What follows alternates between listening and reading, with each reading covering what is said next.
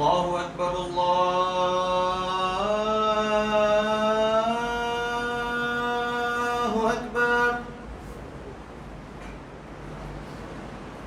الله أكبر الله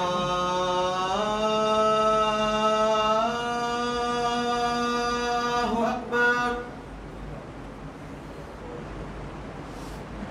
أشهد أن لا إله إلا الله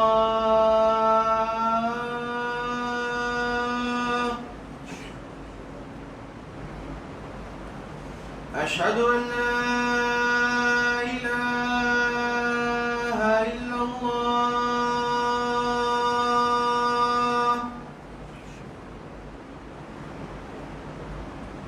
أشهد أن محمدا رسول الله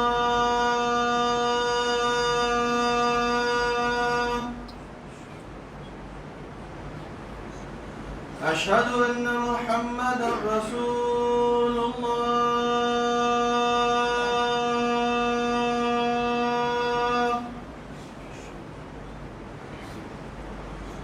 حي على الصلاة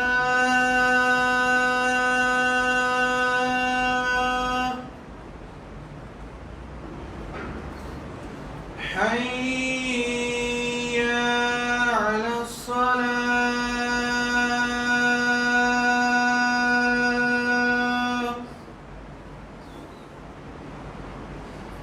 حي على الفلاح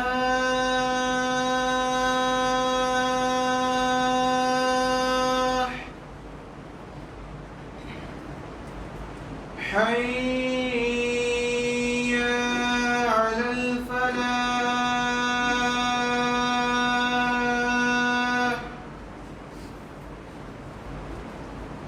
الله أكبر الله أكبر لا إله إلا الله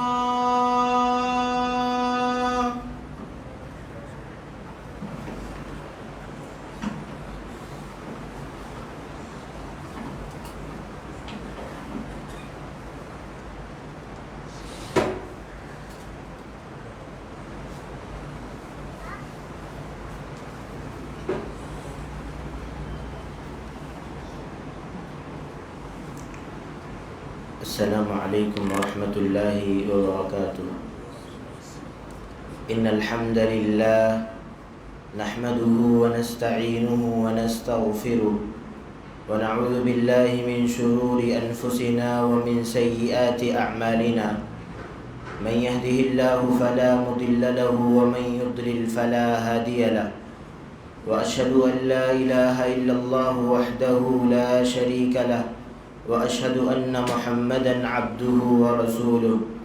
يا أيها الذين آمنوا اتقوا الله حق تقاته ولا تموتن إلا وأنتم مسلمون. يا أيها الناس اتقوا ربكم الذي خلقكم من نفس واحدة وخلق منها زوجها وبث منهما رجالا كثيرا ونساء. واتقوا الله الذي تساءلون به والأرحام إن الله كان عليكم رقيبا. يا أيها الذين آمنوا اتقوا الله وقولوا قولا سديدا يصلح لكم أعمالكم ويغفر لكم ذنوبكم ومن يطع الله ورسوله فقد فاز فوزا عظيما. أما بعد فإن خير الحديث كتاب الله وخير الهدي هدي محمد صلى الله عليه وسلم وشر الأمور محدثاتها وكل محدثة بدعة وكل بدعة ضلالة وكل ضلالة في النار. أعوذ بالله السميع العليم من الشيطان الرجيم. بسم الله الرحمن الرحيم. قاف والقرآن المجيد بل عجبوا أن جاءهم منذر منهم فقال الكافرون هذا شيء عجيب. أإذا متنا وكنا ترابا ذلك رجع بعيد. قد علمنا ما تنقص الأرض منهم وعندنا كتاب حفيظ. بل كذبوا بالحق لما جاءهم فهم في أمر مريج أفلم ينظروا إلى السماء فوقهم كيف بنيناها وزيناها وما لها من فروج والأرض مددناها وألقينا فيها رواسي وأنبتنا فيها من كل زوج بهيج تبصرة وذكرى لكل عبد منيب ونزلنا من السماء ماء مباركا فأنبتنا به جنات وحب الحصيد والنخل باسقات لها طلع نضيد رزقا للعباد وأحيينا به بلدة ميتا كذلك الخروج كذبت قبلهم قوم نوح وأصحاب الرس وثمود وعاد وفرعون وإخوان لوط وأصحاب الأيكة وقوم تبع كل كذب الرسل فحق وعيد أفعينا بالخلق الأول بل هم في لبس من خلق جديد وقال النبي صلى الله عليه وسلم لو كنت آمرا أن يسجد لغير الله لأمرت المرأة أن تسجد زوجها أو كما قال النبي صلى الله عليه وسلم رب اشرح لي صدري ويسر لي أمري واحلل عقدة من لساني يفقه قولي رب زدني علما سبحانك لا علم لنا إلا ما علمتنا إنك أنت العليم الحكيم اللهم أرنا الحق حقا وارزقنا اتباعه وأرنا الباطل باطلا وارزقنا اجتنابه آمین یا رب العالمین۔ ہر قسم کی تعریف، توصیف، کبریائی، بڑائی، حمد و ثنا رب العالمین کے لیے سزاوار ہے، جو ہم سب کا خالق، مالک، رازق اور مدبر ہے۔ بعدہ درود و سلام کے نذرانے ہوں اللہ کے تمام برگزیدہ انبیاء کرام اور رسولوں کی جماعت پر، بالخصوص ہم سب کے آخری نبی، رسولوں کے سردار، انبیاء کے سردار جناب محمد الرسول اللہ صلی اللہ علیہ وسلم کی ذات گرامی پر۔ محترم حاضرین اور خواتین اسلام، اللہ رب العالمین کا بے پایا فضل اور احسان ہے کہ اس نے ہمیں بے انتہا نعمتوں سے نوازا۔ اسی طرح شادی شدہ خواتین پر اللہ تعالیٰ کے من جملہ احسانات میں سے ایک بڑا احسان یہ بھی ہے کہ اللہ تعالیٰ نے انہیں شوہر جیسی عظیم نعمت سے سرفراز فرمایا۔ خواتین کو اس نعمت کا احساس ہو یا نہ ہو، لیکن یہ اللہ تعالیٰ کی عطا کردہ عظیم نعمتوں میں سے ایک ہے۔ یہی وجہ ہے کہ دین اسلام نے جا بجا شوہروں کے مقام کو واضح کیا اور ان کی اہمیت کو خواتین کے دلوں میں اجاگر کرنی چاہیے، اس وجہ سے کہ ایک شوہر ہی ہوتا ہے جو اپنی بیوی کی زندگی کو خوشگوار بنانے کے لیے بہت ساری صعوبتوں اور مشکلات کو برداشت کرتا ہے، ان کی خوشی میں اپنی خوشی سمجھتا ہے، ان کے دکھ میں اپنا دکھ سمجھتا ہے، ان کی عزت کو اپنی عزت سمجھتا ہے۔ اگر ان کی عزتیں داغدار ہوں وہ یہ سمجھتا ہے کہ میری عزت داغدار کر دی گئی ہے، ان پر کسی طرح کی کوئی آنچ آئے اس آنچ کو وہ اپنے موافق سمجھتا ہے۔ ہر طرح کی ساری آرائشیں اپنے بس میں جو کچھ ہو سکتا ہے میسر کرواتا ہے، اچھے سے اچھا کھانا فراہم کرواتا ہے، اچھے سے اچھا رہنے کی جگہ فراہم کرواتا ہے۔ اسی بنیاد پر اللہ کے نبی صلی اللہ علیہ وسلم نے ان احسانات کی وجہ سے ایک موقع پر فرمایا تھا لو كنت آمرا احدا ان يسجد لغیر اللہ لامرت المرأة ان تسجد لزوجها۔ پیارے حبیب صلی اللہ علیہ وسلم کے بارے میں حضرت عبداللہ بن اوفا رضی اللہ عنہ بیان فرماتے ہیں، ایک ارشاد سنایا تھا معاذ بن جبل رضی اللہ عنہ کے حوالے سے۔ عبداللہ بن اوفا بیان فرماتے ہیں کہ حضرت معاذ بن جبل رضی اللہ عنہ شام سے واپس آتے ہیں، واپسی کے بعد اللہ کے نبی صلی اللہ علیہ وسلم کو سجدہ کرتے ہیں۔ اللہ کے نبی پوچھتے ہیں اے معاذ یہ تم کیا کر رہے ہو؟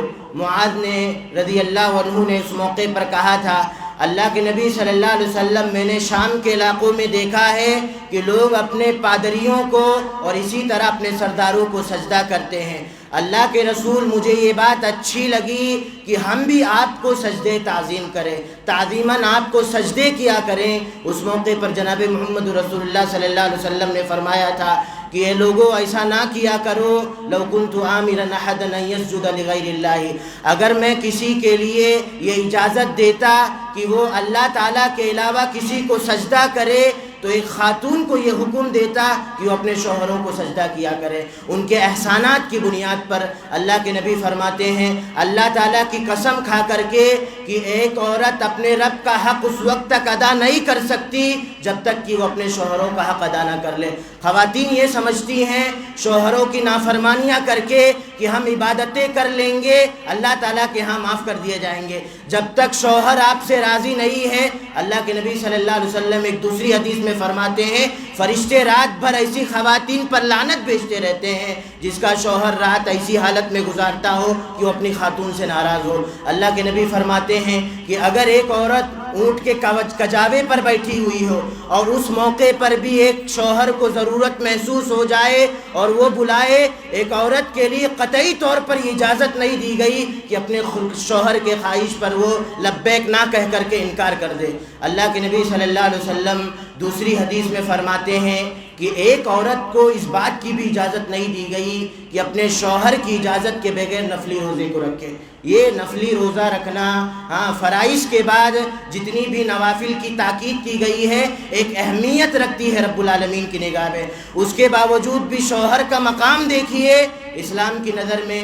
اللہ کے نبی فرماتے ہیں کہ ایک عورت اپنے شوہر کی اجازت کے بغیر نفلی روزوں کو بھی نہیں رکھ سکتی ہے۔ ممکن ہو اسے دن کے اجالے میں کسی طرح کی کوئی حاجت پیش آ جائے اور روزہ یہ آڑ بن جائے جس کی بنیاد پر اس کے احساسات کا خیال رکھتے ہوئے اللہ کے نبی صلی اللہ علیہ وسلم نے ایک عورت کو اس بات کی اجازت نہیں دی۔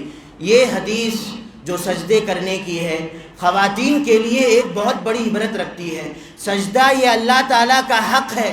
اللہ تعالیٰ کو دیکھیے شوہر کا مقام اللہ کی نگاہ میں کتنا زیادہ ہے۔ اللہ فرماتا ہے پیارے حبیب صلی اللہ علیہ وسلم کے ذریعے کہ اگر سجدہ کرنے کی اجازت میرے علاوہ کسی اور کو دی جاتی تو ایک عورت کو یہ دیا جاتا حق کہ وہ اپنے شوہروں کو سجدہ کیا کرے ان کے احسانات کی بنیاد پر۔ میری بہنوں، میں یہ سمجھتا ہوں کہ ایک باپ سے بھی زیادہ آپ کی تربیت کا خیال رکھنے والا، آپ کی پرورش کرنے والا ایک شوہر ہوتا ہے۔ ایک محدود وقفے کو آپ نکال دیں، 20 سالہ زندگی کو، 22 سالہ زندگی کو، موت آنے تک آپ کی پرورش کرنے والا، آپ کی دیکھ ریکھ کرنے والا میری بہنوں یہی شوہر ہوا کرتے ہیں، جس کی بنیاد پر اللہ کے نبی صلی اللہ علیہ وسلم نے متعدد مقامات پر ان کے احسانات کو اجاگر کیا۔ احادیث کے اندر صحابہ کرام کے واقعات آئے، صحابیات کے واقعات آئے، الگ الگ مواقع پر اللہ کے نبی صلی اللہ علیہ وسلم نے اہمیت کو اجاگر کیا۔ ایک موقع پر ایک عورت اللہ کے نبی صلی اللہ علیہ وسلم کے پاس آتی ہے، کوئی مناسبت تھی، اس مناسبت پر اللہ کے نبی صلی اللہ علیہ وسلم اس خاتون کو یہ نصیحت کرتے ہیں۔ کیا نصیحت کرتے ہیں؟ کہ اپنے شوہر کا خیال رکھا کرو، اس کی اطاعت کیا کرو، اس وجہ سے کہ تمہاری جنت اور جہنم اسی میں ہے۔ اگر تم اس کو رضامند ہمیشہ رکھو گی اللہ رب العالمین تمہیں جنت جیسی عظیم نعمت سے سرفراز فرمائے گا۔ اگر تم اس کی اطاعت نہیں کرو گی، نا اطاعت کرنے کی بنیاد پر اللہ ناراض ہوگا اور ایسی صورت میں اللہ تعالیٰ تمہیں جہنم جیسے بہت خطرناک جگہ پر اللہ رب العالمین تمہیں ڈال دے گا۔ علامہ ابن تیمیہ رحمہ اللہ فرماتے ہیں، بہت بڑی بات لکھتے ہیں کہ ایک عورت کی جب شادی ہو جائے، ایک عورت جب شادی شدہ ہو جائے، اس کے والدین سے زیادہ، اس کے گھر والوں سے زیادہ اطاعت کے باب میں شوہر سب سے زیادہ حقدار ہوتا ہے۔ ایک طرف اگر باپ کسی کام کو کرنے کا حکم دے رہا ہے، ماں کرنے کا حکم دے رہی ہے اور شوہر دوسری بات کرنے کا حکم دے رہا ہے، ایسی صورت میں اپنے والدین کی اطاعت پر شوہر کی اطاعت کو اللہ کے نبی صلی اللہ علیہ وسلم نے اوپر رکھنے کو، مقدم کرنے کو عورت کو حکم دیا۔ یہ ساری چیزیں بتلاتی ہیں کہ اللہ تعالیٰ کی نگاہ میں شوہر کی کیا عظمت ہے، اسلام کی نگاہ میں شوہر کی کیا عظمت ہے۔ میری بہنوں، ہمیں سمجھنا چاہیے ایک شوہر جو آپ کو پوری زندگی کھلاتا پلاتا ہے، ذرہ برابر بھی وہ کما رہا ہے، اس بات کا وہ تمہیں احساس ہونے نہیں دیتا، کبھی تمہیں اس طرح کی کوئی بات آتی ہے تانے نہیں مارتا۔ اللہ تعالیٰ نے یا یہ کہیے شریعت نے ایک خاتون کو یہ اجازت دی کہ وہ تجارت کر سکتی ہے، خاتون کو یہ اجازت دی گئی مکمل پردے میں، جہاں فتنے کا خوف نہ ہو، ایسی صورت میں وہ بھی تاجرہ بن سکتی ہے۔ آپ اس دنیاوی زندگی میں اپنے سماج کا جائزہ لیں، جو خواتین تجارت کرتی ہیں اپنی شوہروں کی ذرہ برابر عزت نہیں کرتی، بات بات پر تانے مار رہی ہوتی ہیں، یہ احسان جتلاتی ہے کہ ہمارے کمائی کا تم کھا رہے ہو۔ ایسی صورت میں اماں خدیجہ رضی اللہ عنہا ہم سبوں کے لیے، بالخصوص خواتین کے لیے اس باب میں آئیڈیل لگتی ہیں۔ اماں خدیجہ رضی اللہ عنہا کو دیکھیں، ایک بڑے تاجر کے باپ کی بیٹی ہیں، خود ایک اتنی بڑی تاجرہ ہیں۔ اللہ کے نبی صلی اللہ علیہ وسلم سے شادی ہوتی ہے، اللہ کے نبی صلی اللہ علیہ وسلم نبی بنائے جاتے ہیں، نبی بنائے جانے کے بعد سب سے بڑا مسئلہ یہ تھا کمائی کا۔ ایسی صورت میں اماں خدیجہ رضی اللہ عنہا کے پاس مال کی صورت میں جو کچھ موجود تھا اپنے شوہر کے لیے وقف کر دیتی ہیں، تاکہ شوہر کو نبوت کی ادائیگی میں ذرہ برابر بھی تکلیف نہ ہو۔ اور اس بات کا اماں خدیجہ رضی اللہ عنہا کو ذرہ برابر بھی تکبر و گھمنڈ نہیں تھا، ذرہ برابر بھی احساس ہونے نہیں دیتی ہیں۔ اللہ کے نبی بنائے جاتے ہیں، اللہ کے نبی پریشان ہیں، پسینے سے شرابور ہیں۔ اس موقع پر جب جبرائیل امین نے سورۃ العلق کی ابتدائی آیات پیارے حبیب صلی اللہ علیہ وسلم کے حوالے کی تھی، اللہ کے نبی پریشان ہو کر کے اپنی جان کا خوف محسوس کرتے ہیں، اپنے گھر تشریف لاتے ہیں اور چادر اوڑھ کر کے لیٹ جاتے ہیں۔ اس موقع پر اماں خدیجہ نے تسلی بھرے کلمات کہے تھے، یہ تسلی بھرے کلمات تمام خواتین کے لیے عبرت رکھتے ہیں۔ ایک تاجرہ جو اپنا سب کچھ داؤں پر لگا دیتی ہیں، اپنی شوہر کے لیے سارا کل جائیداد اپنے شوہر کے حوالے کرتی ہیں اور ذرہ برابر بھی تکبر نہیں ہوتا ہے، شوہر پریشانی کے عالم میں ہے، تسلی بھرے کلمات کہتی ہیں کہ ایسا نہیں ہو سکتا کہ آپ کو اللہ تعالیٰ ضائع کر دے۔ قسم کھا کر کے کہتی ہیں فواللہ لا یخزیک اللہ ابدا، اللہ کی قسم اللہ تعالیٰ آپ کو کبھی بھی ضائع نہیں کر سکتا۔ انک لتصل الرحم، کہ آپ بلا شبہ صلہ رحمی کرتے ہیں، رشتہ داروں کا خیال رکھتے ہیں، مہمان نواز ہیں، حق پرستوں کی آپ مدد کرتے ہیں۔ اور اسی طرح اللہ کے نبی صلی اللہ علیہ وسلم کے دیگر اوصافات کو اللہ کے نبی صلی اللہ علیہ وسلم کے سامنے حضرت خدیجہ رضی اللہ عنہا ذکر کرتی ہیں۔ پریشانی کے عالم میں بیوی کے زبان سے نکلے ہوئے شوہر کے اوصاف بالخصوص میرے بھائیوں بڑے معنی رکھتے ہیں۔ اللہ کے نبی صلی اللہ علیہ وسلم کو جب یہ تسلی بھرے کلمات کہے جاتے ہیں، اللہ کے نبی صلی اللہ علیہ وسلم کا خوف دھیرے دھیرے جاتا ہے۔ اماں خدیجہ یہ محسوس کرتی ہیں کہ یہ تسلی بھرے کلمات ابھی کافی نہیں ہوئے ہیں، اپنے چچا زاد بھائی کے پاس ورقہ بن نوفل کے پاس لے جاتی ہیں، اور اس کے بعد ان کے چچا زاد بھائی غالباً تھے ورقہ بن نوفل، اور مزید تسلی بھرے کلمات کہتے ہیں مجھے یہ لگتا ہے کہ میں نے جو پڑھا تھا پچھلی کتابوں میں اللہ کے نبی صلی اللہ علیہ وسلم کے بارے میں کہ ایک شخص پیدا ہوگا جو نبی بنایا جائے گا، مجھے لگتا ہے یہ وہی شخص ہے، اور اگر میں زندہ رہا اللہ کے نبی صلی اللہ علیہ وسلم پر جب لوگ ظلم و جبر کر رہے ہوں گے، ایسے موقع پر میں اللہ کے نبی صلی اللہ علیہ وسلم کا ساتھ دوں گا۔ آپ سوچئے حضرت خدیجہ رضی اللہ عنہا کی زندگی ہر ناحیے سے بالخصوص خواتین کے لیے عبرت رکھتی ہیں۔ آپ دیکھیے شیب ابی طالب میں 3 سالہ مدت اللہ کے نبی صلی اللہ علیہ وسلم کو دیگر صحابہ کو گزارنی پڑتی ہے، کتنا مشکل دور تھا۔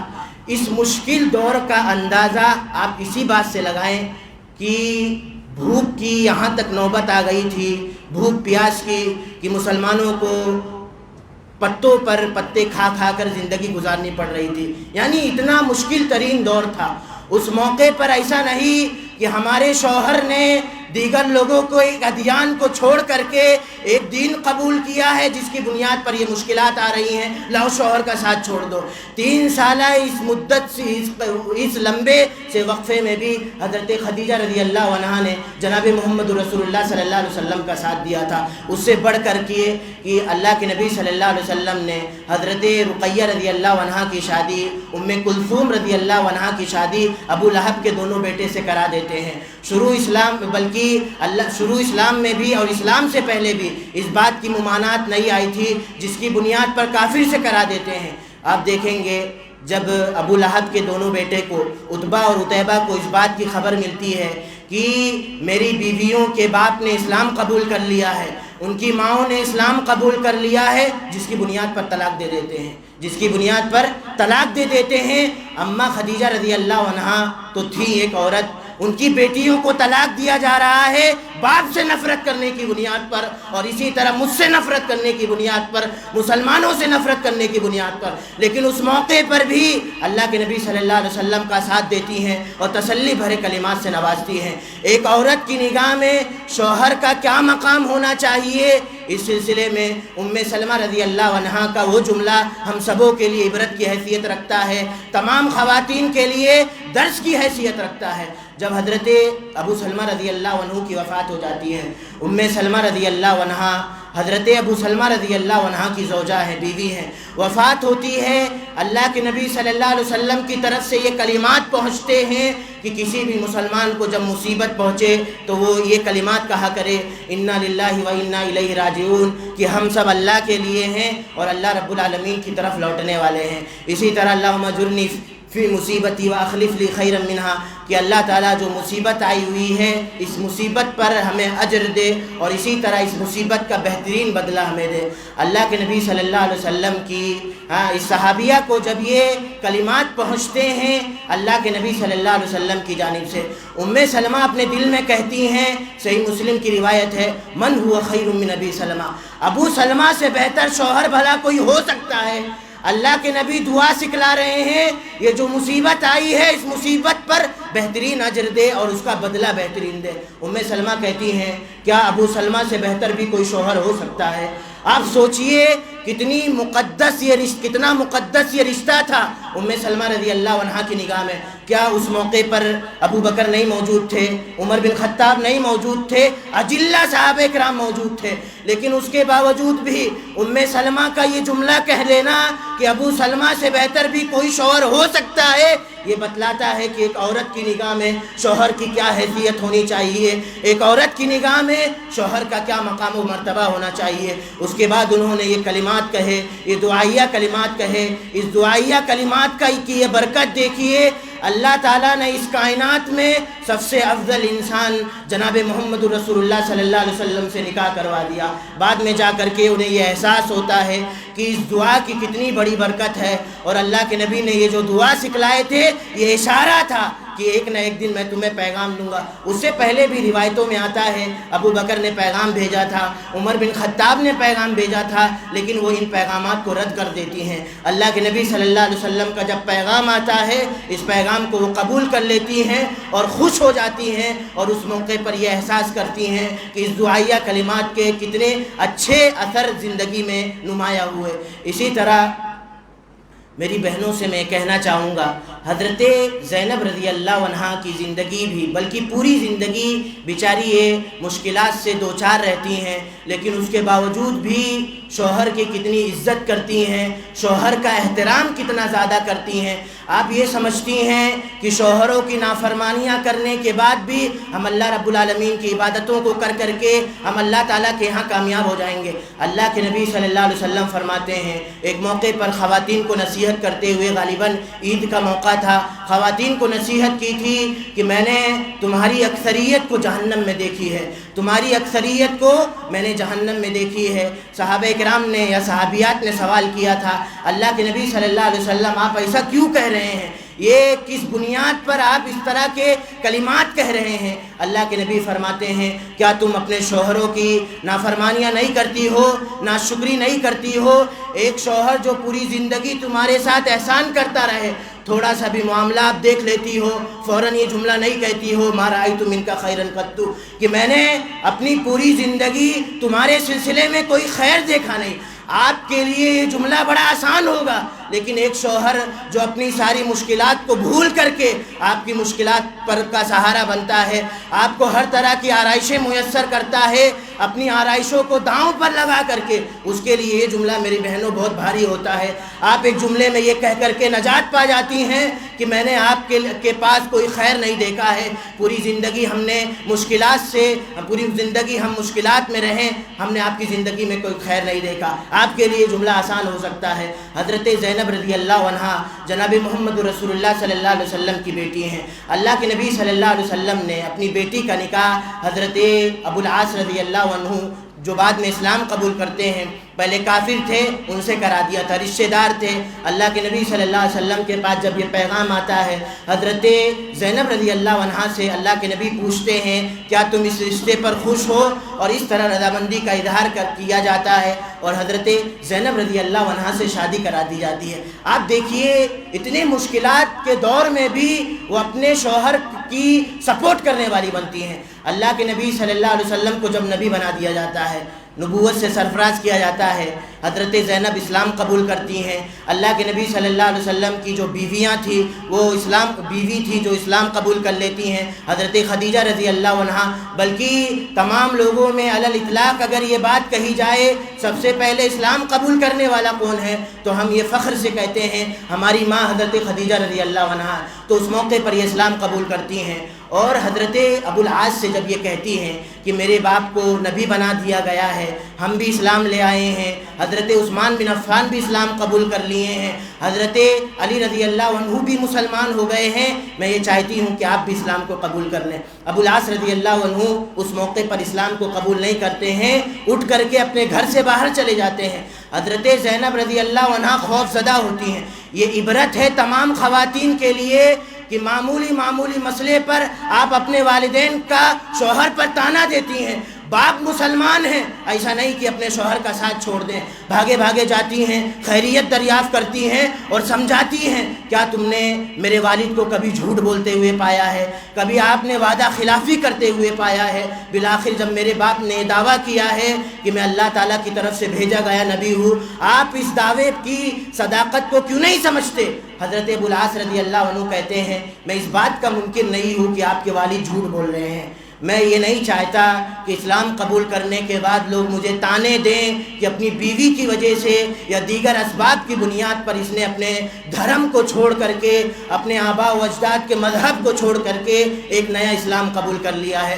میں اس طعنے زنی سے ڈر رہا ہوں جس کی بنیاد پر میں اسلام قبول نہیں کرتا، اس کے باوجود بھی اپنے شوہر کی ایک خیر خواہ رہتی ہیں۔ آپ اس خیر خواہی کا آپ کو اندازہ لگانا ہے۔ اللہ کے نبی صلی اللہ علیہ وسلم کو حکم ہوتا ہے مدینہ کی طرف ہجرت کرنے کا، صحابہ کرام کو بھی حکم ہوتا ہے، اللہ کے نبی صلی اللہ علیہ وسلم حکم دیتے ہیں۔ حضرت زینب رضی اللہ عنہا آ کر کے اللہ کے نبی سے کیا اجازت لیتی ہیں؟ اللہ کے نبی میری یہ خواہش ہے کہ آپ اس ہجرت کو ہمارے لیے روک دیں، ہم یہ چاہتے ہیں کہ میں اپنے شوہر کے ساتھ اپنے بال بچوں کے ساتھ اسی مکہ میں رہوں۔ یہ محبت تھی نا، باپ اسلام قبول کر چکا ہے، اللہ تعالیٰ یہ حکم دے رہا ہے ہجرت کرنے کا، اور زینب اپنے شوہر سے جدا نہیں ہو سکتی تھی۔ یہ محبت تھی شوہروں کے، بیویوں کے دلوں میں شوہروں کی۔ اللہ کے نبی صلی اللہ علیہ وسلم سے اجازت طلب کرتی ہیں اور اللہ کے نبی صلی اللہ علیہ وسلم اجازت دے دیتے ہیں۔ رفتہ وقت گزرتا ہے، غزوہ بدر کا موقع آتا ہے، ابھی بھی ابو العاص رضی اللہ عنہ مسلمان نہیں ہوتے ہیں۔ حضرت ابو العاص رضی اللہ عنہ کو ابھی بھیجنا تھا۔ حضرت زینب رضی اللہ عنہا یہ دعا کرتی ہیں اللہ تعالیٰ میں اس دن کے خوف سے ڈر رہی ہوں کہ جس دن میرے بچے یتیم ہو جائیں یا میں اپنے باپ کو کھو دوں۔ اس وجہ سے کہ ابو العاص سے کس کی طرف سے لڑنے کے لیے جا رہے تھے؟ مشرکین کی طرف سے، اپنے سسر کے خلاف لڑنے کے لیے جا رہے ہیں۔ اسی بنیاد پر کہتی ہیں میں اس بات سے ڈرتی ہوں اللہ تعالیٰ کہ میرے بچے یتیم ہو جائے، اور اس بات سے بھی ڈر رہی ہوں کہ میں اپنے باپ کو کھو دوں۔ اللہ تعالیٰ نے اس دعا کو قبول بھی کیا۔ غزوہ بدر ختم ہوتی ہے، اللہ کے نبی صلی اللہ علیہ وسلم بھی باحیات ہیں اور ان کے شوہر حضرت ابو العاص رضی اللہ عنہ بھی باحیات ہیں۔ ایک مشورہ دیا جاتا ہے کہ فدیہ لے کر کے لوگوں کو چھوڑ دیا جائے۔ اللہ کے نبی صلی اللہ علیہ وسلم کی اس بیٹی کو یہ خبر پہنچتی ہے کہ مسلمانوں کے مابین یہ معاہدہ ہوا ہے کہ فدیہ لے کر کے لوگوں کو چھوڑ دیا جائے۔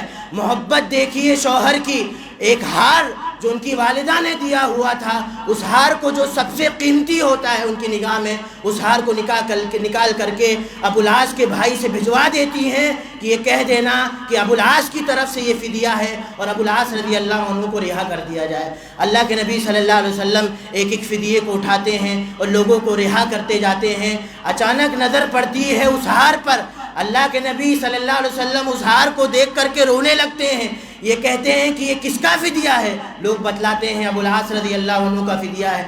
اللہ کے نبی صلی اللہ علیہ وسلم روتے ہوئے کہتے ہیں یہ تو میری بیوی کا کا ہار ہے جو انہوں نے شادی کے موقع پر حضرت زینب رضی اللہ عنہا کو دیا تھا. کتنا قیمتی سرمایہ تھا. اللہ کے نبی صلی اللہ علیہ وسلم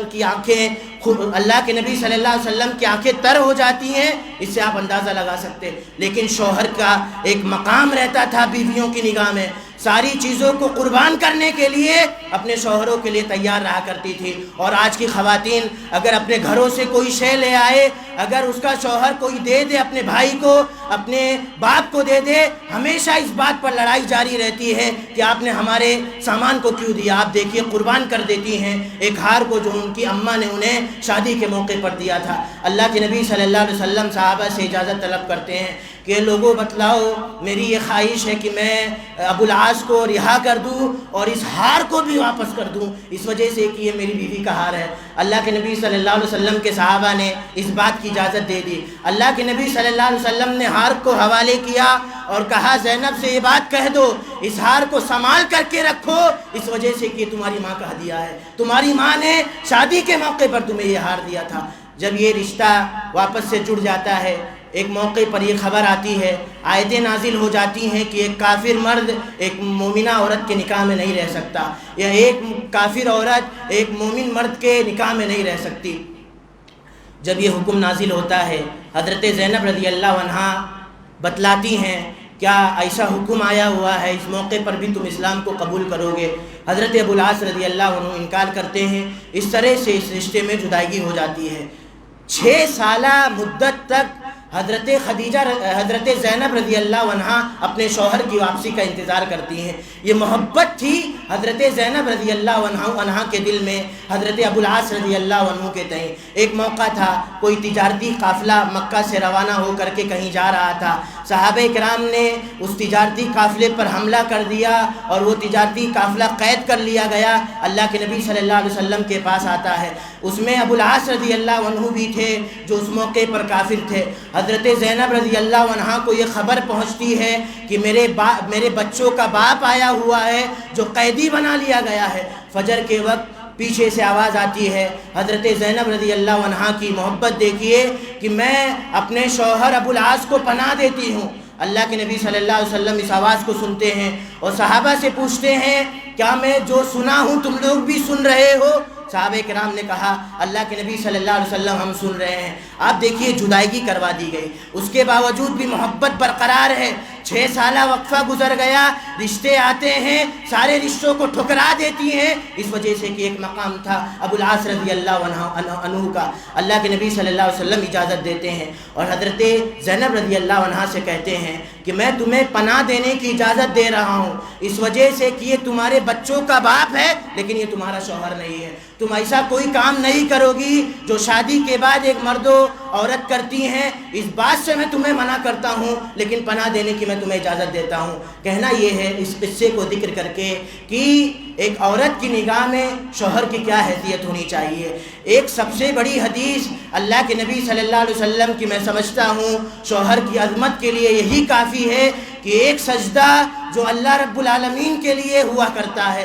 اللہ کے نبی فرماتے ہیں اگر سجدہ کرنے کی اجازت غیر اللہ کو دی جاتی تو میں ایک عورت کو حکم دیتا کہ وہ اپنے شوہر کو سجدہ کرے. آپ تاجرہ ہیں، اسلام نے آپ کو اجازت دی ہے آپ تجارت کریں، لیکن اس کا یہ معنی نہیں کہ آپ اگر اپنے شوہر کو کھلا پلا رہی ہیں تو آپ تانے کسنے لگے. آپ حضرت خدیجہ رضی اللہ عنہا کو سوا بنائیں. آپ کا شوہر اگر پریشان ہے اس کے باوجود بھی آپ کفالت کر رہے ہیں، پریشانی کے عالم میں بھی آپ کو اسے دلاسا دینا ہے، تسلی بھرے کلمات کہنے ہیں. حضرت خدیجہ رضی اللہ عنہا کو آئیڈیل بنا کر کے انہوں نے جناب محمد رسول اللہ صلی اللہ علیہ وسلم کو جتنا ممکن ہو سکا تسلی بھرے کلمات کہے. جتنی طاقت ہو سکتی تھی اللہ کے نبی صلی اللہ علیہ وسلم کا اس مشکل ترین دور میں بھی ساتھ دیا. تو یہ چند باتیں تھیں اس بات کو سمجھانے کے لیے کہ خواتین اپنے شوہروں کی بڑی نافرمان ہوا کرتی ہیں.